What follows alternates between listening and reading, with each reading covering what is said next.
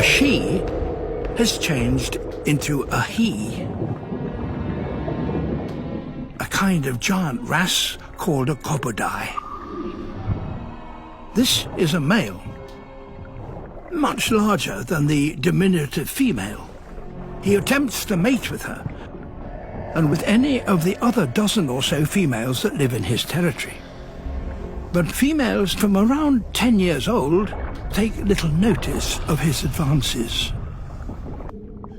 This is because when any large female reaches a critical body size, she can begin a dramatic transformation. Over just a few months, particular enzymes inside her body cease to work.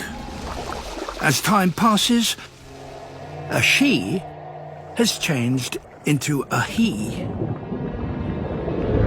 And with this comes a change in temperament.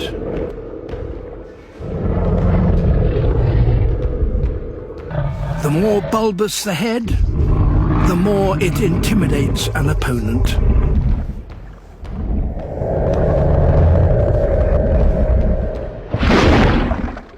The territory has a new ruler.